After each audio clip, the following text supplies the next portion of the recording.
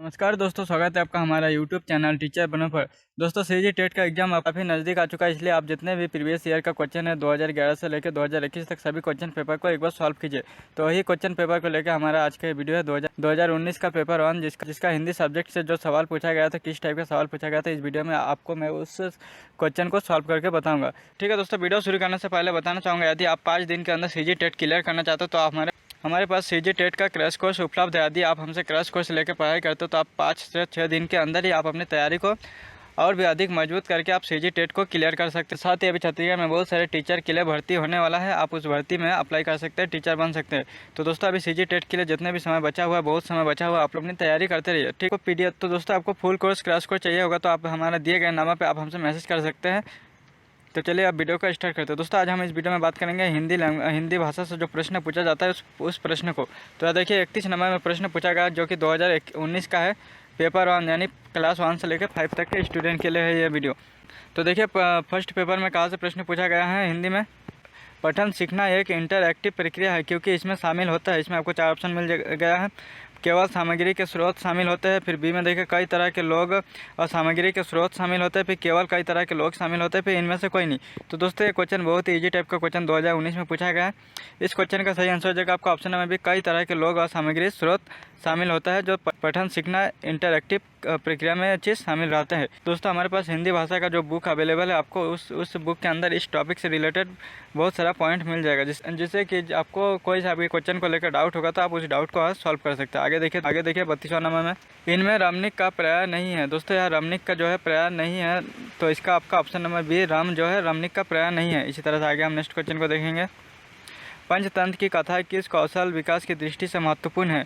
तो दोस्तों इसमें आपको 4 ऑप्शन दिया हुआ है कि पंचतंत्र की कथाएं किस कौशल विकास की दृष्टि से महत्वपूर्ण है।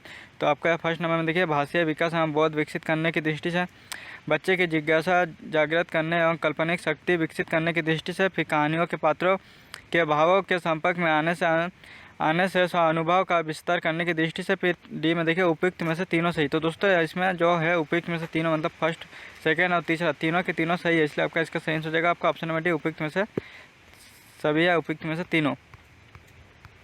इसी तरह से दोस्तों आगे देखिए 34 नंबर में, तद्धित प्रत्यय कहाँ लगता है। तो दोस्तों तद्धित प्रत्यय जो है संज्ञा के अंत में लगाया जाता है। दोस्तों ये चीज़ आप लोग ने व्याकरण में बहुत ही पहले पढ़ चुके होंगे, अगर नहीं पढ़े होंगे तो हमारे पास से पीडीएफ परचेस कीजिए, फिर परचेस करने के बाद आप उसमें देख लीजिएगा। दोस्तों पीडीएफ का जो रेट है केवल 149 रुपये रखा गया है, 149 रुपये में आपको पूरा फुल कंप्लीट क्रैश कोर्स मिल जाएगा। आगे देखिए 35 नंबर को, पढ़ना क्या है, प्रश्न का सही उत्तर क्या होगा। तो दोस्तों पढ़ना क्या चीज़ को कहते हैं, तो इसमें आपको देखिए ऑप्शन दिया पहला ए नंबर में देखिए भाषा अधिग्रहण का एक साधन है, फिर बी में देखिए अर्थ प्रकट करने के लिए डिकोडिंग प्रतीकों की जटिल संज्ञात्मक प्रक्रिया है, फिर सी में देखिए पढ़ना आमतौर पर दृश्यात्मक तथा कभी कभी स्पर्शात्मक होते हैं, फिर आगे डी में देखिए उपयुक्त में से तीनों सही। तो दोस्तों इसका आंसर भी आपका उपयुक्त में से तीनों सही है। इस तरह से आगे हम नेक्स्ट क्वेश्चन को देखिए 36 नंबर में। दोस्तों अगर आपको प्रीवियस ईयर का क्वेश्चन पेपर चाहिए तो हमारे पास 2011 से लेकर 2021 तक के ओल्ड क्वेश्चन पेपर जो कि सॉल्व किया हुआ है आपको मिल जाएगा। अगर आप लेने में इंटरेस्ट है तो आप हमारे व्हाट्सएप नंबर में मैसेज कर सकते हैं। इसी तरह से आगे आप नेक्स्ट क्वेश्चन को देखिए 36 नंबर को, प्रश्नवाचक अध्ययन ना वाक्य के किस भाग में प्रयुक्त होता है। तो दोस्तों प्रश्नवाचक जो अव्यय है यह ना वाक्य के किस भाग में प्रयुक्त होता है। तो दोस्तों इसका सही आंसर हो जाएगा आपका वाक्य के अंत में जो है प्रश्नवाचक अव्यय का प्रयोग होता है। इसी तरह से आगे देखिए 37 नंबर को, भाषा सीखने का सही मनोवैज्ञानिक क्रम क्या है। दोस्तों ये भी बहुत ही मोस्ट इंपॉर्टेंट क्वेश्चन है जो रिपीट होने का चांस है। जो भाषा सीखने का जो सही तरीका है वो क्या तरीका है। तो सबसे पहले भाषा सीखने के लिए सबसे पहले आपको सुनना पड़ता है, सुनने के बाद आपको बोलना पड़ता है, बोलने के बाद आपको पढ़ना पड़ता है, फिर पढ़ने के बाद जाके आप उसको लिखिएगा तो आप भाषा को अच्छे तरीके से समझ जाइएगा, जो कि मनोवैज्ञानिक क्रम है। तो दोस्तों इसका सही उदाहरण आप लोग छोटे बच्चे को ले सकते हैं। जो छोटे बच्चे रहते हैं जन्म लेते हैं तो पहले जो है भाषा को सुनकर ही सीखते हैं, सुनने के बाद वो बोलना चालू करता है, बोलना चालू करने के बाद वो पढ़ना चालू कर लेता है, फिर पढ़ने के बजाय को अंत में वो लिखना स्टार्ट कर लेता है। इसी तरह से आगे देखिए 38 नंबर को, रचना के अनुसार वाक्य के कितने भेद होता है। तो दोस्तों रचना के अनुसार वाक्य के 3 भेद होता है। आगे देखिए 39 नंबर को, स्कूल जाने से पहले क्या सीख चुके होते हैं। मतलब स्कूल जाने से पहले बच्चे अपने घर में क्या सीख चुके होते हैं। तो इसमें आपको 4 ऑप्शन दिया, पहले बोलना हो गया, लिखना हो गया, पढ़ना हो गया, उपयुक्त में से तीनों। दोस्तों स्कूल जाने से पहले जो बच्चे हैं बोलना सीख जाते हैं, इसके बाद स्कूल में जाके लिखना पढ़ना शुरू करते हैं। इसी तरह से आगे 40वां नंबर को देखिए, शुक्र ग्रह को भोर का तारा और संध्या तारा भी कहा जाता है। अर्थ ग्रहण की दृष्टि से इन तीनों के प्रयोगों के अर्थ वैभिन्न को किसी बच्चे को किस प्रकार समझाना उचित है। दोस्तों जो शुक्र का जो तारा होता है उसको भोर का तारा और संध्या का तारा भी कहा जाता है, लेकिन एक बच्चे को उसको किस तरह से समझाना है इसके लिए आपको इसमें 4 ऑप्शन दिया हुआ है। पहला देखिए, मात्र संदर्भ की दृष्टि से भी, मात्र बोध की दृष्टि से भी, संदर्भ बोध दोनों की दृष्टि से भी, इनमें से कोई नहीं। तो दोस्तों इसका जो सही आंसर हो जाएगा आपका ऑप्शन नंबर सी हो जाएगा, संदर्भ एवं बोध की दृष्टि से। दोस्तों आपको ये मात्र संदर्भ और दृष्टि संदर्भ में कन्फ्यूजन हो रहा होगा। दोस्तों आपको इसमें कन्फ्यूजन नहीं होना है, आपको जो बुक मिल जाएगा उसमें इसके बारे में पूरा लिखा हुआ है। इसी तरह से आगे देखिए नेक्स्ट क्वेश्चन को। पतंग का अनेकार्थी शब्द है। तो दोस्तों इसमें आपको 4 ऑप्शन दिया। पहले चिट्ठी हो गया, सूर्य हो गया, चमक हो गया, चेष्टा हो गया। तो दोस्तों जो पतंग का जो अनेकार्थी शब्द है वो सूर्य हो गया। फिर इसके साथ और इसके साथ इसका और भी बहुत अनेकार्थी शब्द है। सूर्य हो गया, पक्षी हो गया इत्यादि, इसका बहुत सारा अनेकार्थी शब्द है। तो इसका सही आंसर हो जाएगा आपका ऑप्शन नंबर 20, सूर्य जो है पतंग का अनेकार्थी शब्द है। इसी तरह से दोस्तों आगे हम देखेंगे नेक्स्ट क्वेश्चन को। ओष्ठों की स्थिति के आधार पर स्वर के कितने भेद होते हैं। तो दोस्तों ओष्ठों की स्थिति के आधार पर स्वर आपका 2 प्रकार के होते हैं। इसी तरह से आगे देखेंगे नेक्स्ट क्वेश्चन को। पारत किस भाषा का शब्द है। दोस्तों पारत जो है पुर्तगाली भाषा का शब्द है। इसी तरह आगे नेक्स्ट क्वेश्चन को देखेंगे। किस विदेशी विद्वान ने देशज शब्दों को मुख्य रूप से अनिवार्य स्रोत से संबंध माना है। तो दोस्तों इसका सही आंसर हो जाएगा आपका ऑप्शन नंबर सी, जॉन्स बिम्स। आगे देखिए 45 नंबर को। बच्चे अपने जन्म के बाद परिवार में जिस भाषा को सीखते हैं उसे क्या कहते हैं। दोस्तों एक क्वेश्चन का सवाल आप सबको पता होगा, उसको मातृभाषा बोलते हैं। तो ऑप्शन नंबर बी मातृभाषा इसका सही हो जाएगा। दोस्तों मातृभाषा इसलिए बोला गया है कि जो भी बच्चे सीखते हैं जन्म लेने के बाद वो अपनी माँ से ही सीखते हैं। अपनी उनकी माँ जो भाषा बोलती है वही भाषा बच्चे भी सीखती है, इसलिए इसे मातृभाषा यानी माँ की भाषा बोला गया है। इसी तरह आगे देखिए नेक्स्ट क्वेश्चन को। 46 नंबर को।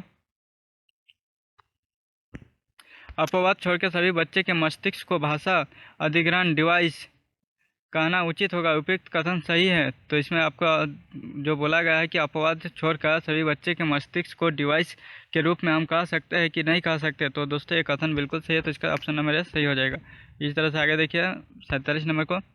विद्या प्रवीण किस समास का उदाहरण है। तो दोस्तों इसका सही आंसर हो जाएगा आपका अधिकरण तत्पुरुष। दोस्तों हमारे पास जो बुक मिलेगा उसमें आपको समाज से भी रिलेटेड टॉपिक है, उस टॉपिक में आप स्टडी कीजिएगा तो एक डाउट आपको आ जाएगा कि कर्म तत्पुरुष समास क्यों नहीं हुआ, संप्रदान समास तत्पुरुष समास इसका आंसर क्यों नहीं हुआ। इसी तरह से आगे देखिए 48 नंबर को। इसका जवाब आप हमें कमेंट बॉक्स में बताइएगा। तुलसी के वास्ते ही जैसे राम ने अवतार लिया, इस वाक्य में कौन सा कारक है। दोस्तों कारक से रिलेटेड प्रश्न भी पूछा जाता है, इसका जवाब आप हमें कमेंट में बताइएगा कि इसका जवाब कौन सा सही है। इसमें भी आपको 4 ऑप्शन दिया हुआ है, संप्रदान कारक, आपादन कारक, अधिकरण कारक, संबंध कारक। इस तरह से आगे देखेंगे नेक्स्ट क्वेश्चन को। 49 नंबर को देखिए। मुहावरे के संदर्भ में निम्नलिखित में से कौन सा कथन सही है।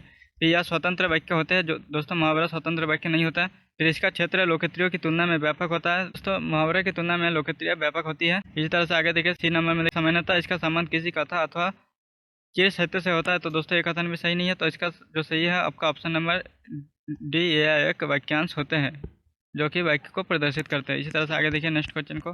50 नंबर को। संज्ञा के जिस रूप से संख्या का बोध होता है। दोस्तों यहाँ देखिए ध्यान दीजिएगा, संख्या का बोध होता है उसे क्या कहते हैं। तो दोस्तों इसका सही आंसर हो जाएगा आपका ऑप्शन नंबर वचन।